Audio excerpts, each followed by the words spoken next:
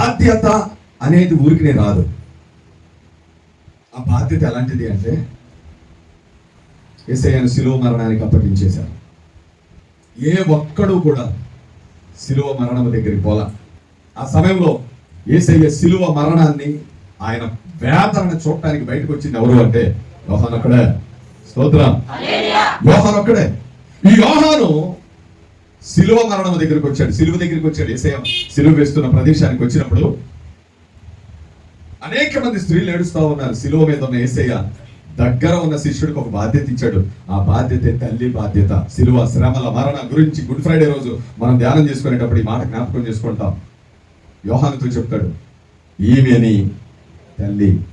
తల్లితో చెప్తాడు, ఈయనే నీ కుమారుడు.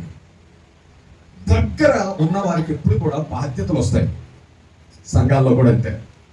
కాపరి దగ్గర ఉన్నప్పుడు కాపరికి దగ్గర ఏ వ్యక్తులైతే ఉంటారో ఆ కాపరి ఏం చేస్తాడంటే వాళ్ళకి కొన్ని బాధ్యతలు అప్పగిస్తాడు. ఇలా చేయండి, ఎలా చేద్దాం.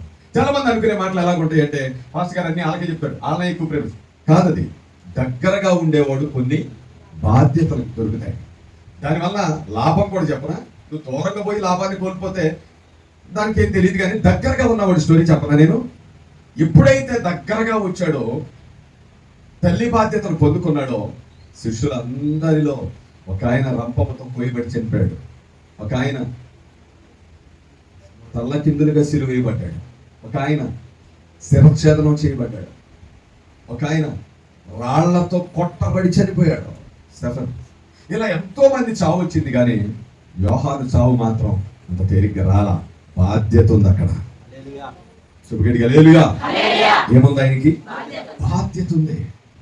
ఈ బాధ్యత ఆయన ఎన్ని రకాల ప్రయాణాల్లో తీసుకెళ్ళిందంటే, ఎన్ని శ్రమలు వచ్చినా సరే ఆయనకి చావు రాలా. అరే వీడు ఎట్లయితే అట్లయితే చచ్చేటట్లు లేడు అని చెప్పి తీసుకెళ్ళి అక్కడ వదిలేశారు. ఇక పద్మాస్థితిలో తీసుకెళ్ళి వదిలేశారు. ఒంటరి ప్రయాణం, ఒంటరి బ్రతుకు. నానే దిక్కు లేదు. పలకరించే పురుషుడు, పలకరించే మనిషే అక్కడ లేరు. ఎవ్వరూ లేక ఒంటరిగా అక్కడ ఏదో బ్రతుకుతూ ఉన్నప్పుడే ఒంటరిగా ఉన్న వాడి దగ్గరికి ఎవరు వెళ్ళారంటే క్షేమ స్థితిలో నడిపించడానికి యేసయ్య వెళ్ళాడు. యోహానుతో సహవాసం చేస్తున్నాడు, యోహానుతోనే నివాసం చేస్తున్నాడు. చేస్తూ అంటాడు, ఇడా భయపడాల్సిన పనిలా నేనున్నా.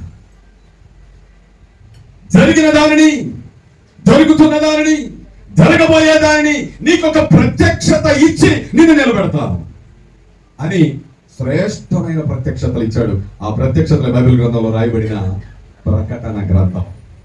ఎంత బాధ్యత చూసుకున్నాడు తెలుసా?